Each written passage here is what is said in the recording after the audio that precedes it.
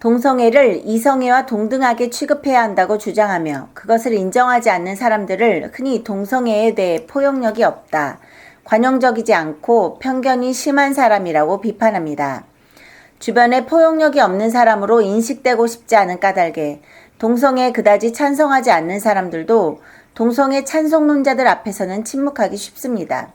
왜냐하면 동성애는 이성애와 다르다, 동성애는 윤리적으로 옳지 않다라고 말하는 순간 벌써 당신은 포용력 없는 사람이군요 라는 비판의 시선을 받기 때문입니다. 미국의 조사 전문 기관인 퓨 리서치 센터가 2013년에 동성애를 인정해야 하는가 라는 질문으로 조사를 했습니다. 예라고 대답한 한국인은 39%였다고 합니다. 그에 비해 캐나다, 독일은 80%가 넘는 사람이 동성애를 인정해야 한다고 대답했고 영국은 76%, 미국도 60%가 넘게 소위 동성애에 대한 관용을 나타냈습니다. 아마 동성애를 인정하자고 한 사람들은 동성애자들을 위하는 마음으로 포용하자는 마음이었을 것입니다.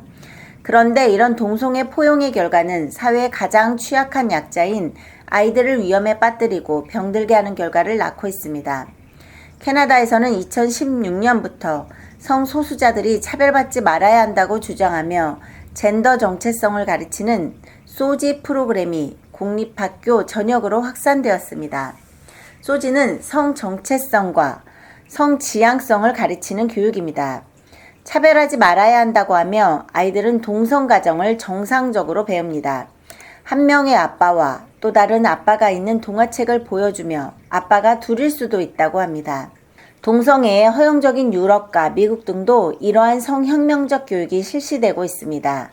성별을 남녀가 아닌 성의 스펙트럼이라는 관점에서 자신의 성 정체성은 그 스펙트럼의 어느 쯤을 차지하고 있을지 표시하도록 합니다. 크리스마스에 먹는 친숙한 진저브레드 쿠키를 가지고 성별을 해치하는 교육을 실시합니다. 출생 시 타고난 성별과 자신의 성 정체성은 동일하지 않을 수 있다. 옷이나 헤어스타일로 표현할 수 있는 성이 다르고 신체적으로 끌리는 성적 취향이 따로 있고 감성적으로 끌리는 성적 취향이 다를 수 있다고 합니다. 이 말은 결국 남성과 여성 모두에게 끌리면 양성애자가 될 수 있고 모든 젠더에게 동시에 끌리면 수많은 사람들과 동시에 성관계하는 사람도 될 수 있다는 의미가 됩니다. 이러한 교육의 영향으로 점점 많은 아이들이 성 정체성의 혼란을 겪으며 자신을 트랜스젠더로 인식하거나 자신이 남녀 어느 한쪽 성에 속하지 않는다고 느끼게 합니다. 트랜스젠더 아이들이 모델이 되는 등 성 전환이 특별하게 대우를 받으면서 다양한 성 정체성을 가지는 것이 유행처럼 번지고 미성년 아이들은 부모의 동의 없이 성전환 수술을 마음껏 하도록 권장받고 있습니다.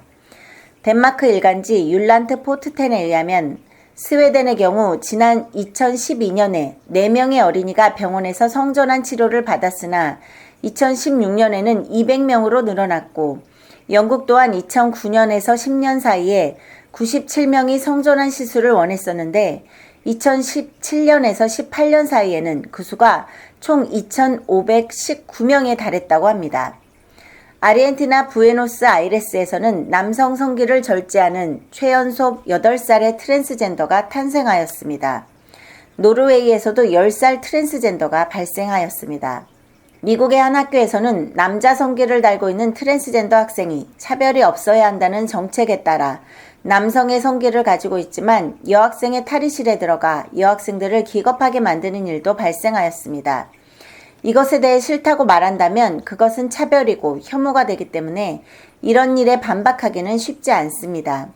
스코틀랜드에서는 자신을 여성이라고 주장하는 18세 남자가 여성 화장실에 들어가서 10세 소녀를 폭행한 사건도 일어났습니다. 이러한 성폭력은 토론토 카톨릭 여자 화장실에서도 발생하였습니다. 이와 같이 기숙사, 샤워실이나 탈의실에서 자신을 여성이라고 생각하는 남성이 싫다고 한다면 그것은 혐오 표현이 되고 포용력이 없는 편견이 심한 사람이 되는 것입니다. 여러분, 가장 기본적인 성별 구별이 없어지고 여성과 아이들이 위험에 처하는 것이 건강한 사회일까요?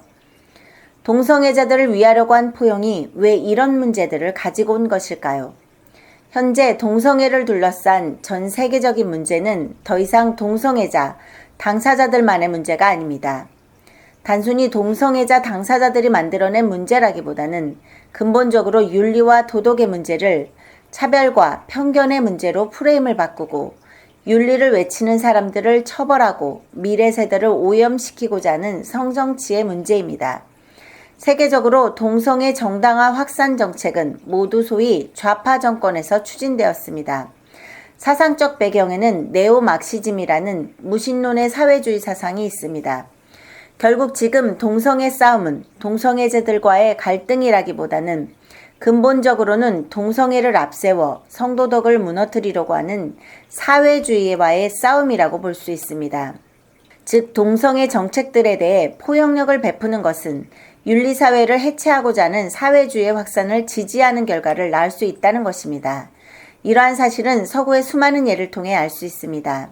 동성애 행위는 윤리적으로 잘못이라는 것을 분별하고 동성애를 정상으로 합리화하고 확산시키는 정책은 반드시 막아야 합니다.